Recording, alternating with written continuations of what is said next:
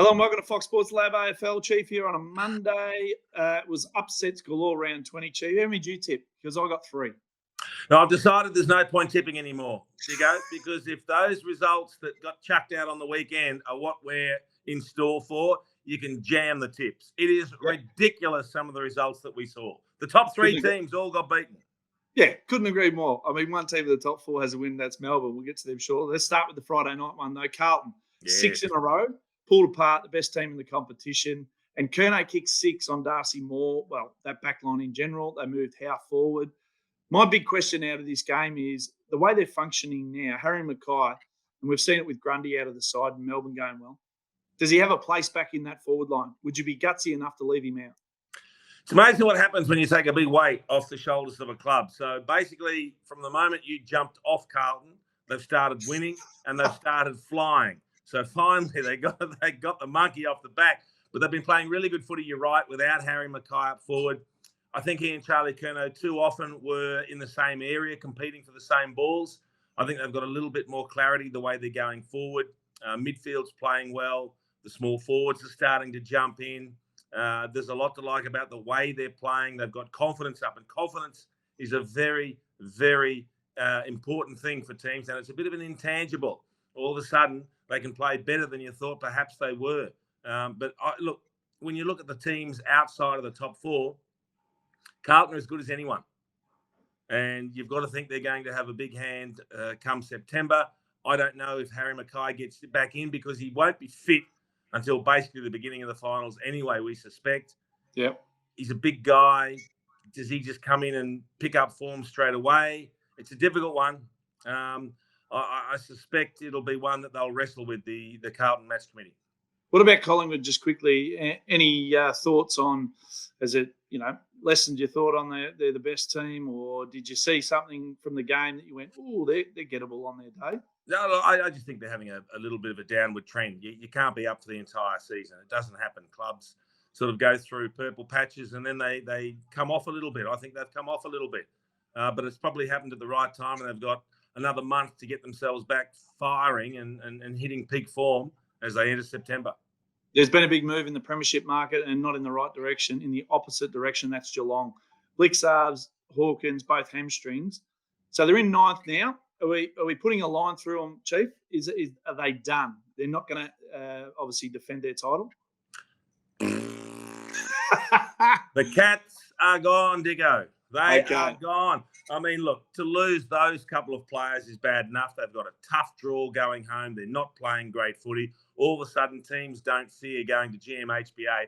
I mean, how can Freo, who haven't fired a shot all year, go down to the Cattery and win? It's ridiculous. Yeah. It beggars belief. It does. Now, we always focus on top 4. I want to focus on the bottom 4, 5 to 8. So we've got St Kilda Giants, Carlton, Western Bulldogs. Giants are on a 7-game winning streak, which is a club record. They're the new, what would you call it, the comeback kings. I mean, that is an incredible display on what they've put on in the last few weeks. It certainly is. So the Giants and Carlton are the 2 teams outside the top 4 you think might be able to cause some problems come September. The Saints, well, they beat Hawthorn, didn't they? And let's be brutally honest, Hawthorn are 3rd from the bottom. The Bulldogs lost an opportunity. Probably should have put that game away against the Giants. Didn't take their chances. And the Giants do like to come back. They have confidence that if they run out a game, they're going to finish in front, no matter how long it takes. So I'd be very worried facing the Giants or the Blues come week 1 of the finals, Dicko. Well, let's talk about Brisbane now, because you mentioned only one team in the top 4 had a win. That was Melbourne. So Brisbane got smashed, not just beaten, smashed in their clash against Gold Coast. So we found their kryptonite. First week without Ashcroft, they went after Lachie Neale and belted him up. They took care of the midfield, and to be honest, they didn't have an answer, Brisbane, did they? No, it was a pretty poor performance, I thought. Tuke Miller, wasn't he brilliant for the Gold Coast Suns? Such an important player for them. He's missed most of the year, which is a real shame. I love the way he goes about it. But he just took Lachie head-to-head. He said, I'll put my hand up, I'll take him, I'll look after him, and then I'll go and get the ball myself. And he did that. I thought he was brilliant. They made it look easy. And again, the question marks just keep rearing their head about Brisbane, don't they? Under real pressure, how many players have the ability to actually stand up and impact the game? Well, still got some questions to answer if they're going to be a big player come September. And there was an incident in the game, Zorko and Tuke Miller the old squirrel. Any thoughts on that one? Oh, look, these things happen in a game, Dicko. We'll let the MRO sort that out and let the players just get on with business. Oh, all right. Our favourite, Buddy Franklin, does a calf. Looked pretty dejected, as you would. Twilight of his career. We don't know if he's going to go on or not. But, the best scenario we can paint is, we're 4 weeks left in the season. A calf's normally 4 weeks. If it was pending on round 24 for them to get in the finals or not, would you risk playing Buddy? Oh, that's the decision Buddy will make, I suspect. I mean, he's at the tail end now. Does he play another game? They'd love to give him a send-off game if they don't make the finals. Does he have thoughts of playing on? I actually don't know. But what about your thoughts of him playing on? I don't know that it's going to achieve much. That's my thoughts. I think he's ready to hand the baton over. He's had a magnificent, illustrious career, and you don't want to go on. Look, he's entitled to go on if he wants to go on, and if Sydney or someone else want to take him, all well and good. We're happy to watch him again for another year, but he's got to have the confidence that he can still play at a level that's going to satisfy himself. Well, you said you happily watch him play another year. Would it tarnish anything, in your humble opinion, if he played for another club for another year? Not if he played for another club. It would just. I just hope he doesn't play if he can't play at a decent level. That's the point I'm making. Unless he's supremely confident that he's got enough left in his body to get himself really fit and to play at a very good level, I don't see any point in him playing on. All right, let's talk about the showdown. So Adelaide 2-0 for 2 showdowns this year against Port Adelaide. So they're doing something right, and wasn't just a win like pretty much the whole round. That was the theme. It was a smashing. Tex Walker, 7. So we talk about long in the tooth, but still producing. Do you get worried about Port Adelaide now? 3 losses in a row after that big run of 13? Yeah, well, I mean, they've hit their little flat patch, haven't they? 3 in a row, and now they head to the Cattery this week.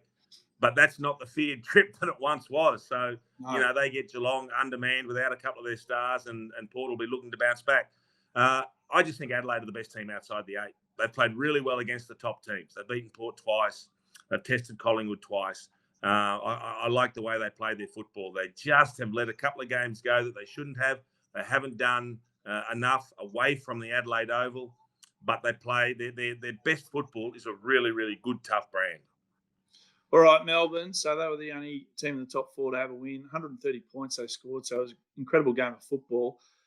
Petty comes in, kicks 6. Van Rooyen kicks 4.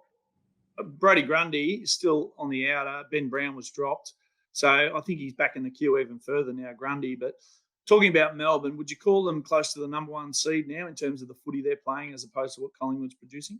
No, they're not the number 1 seed. I know people are saying that. I can't have that. I think they've put their hand up.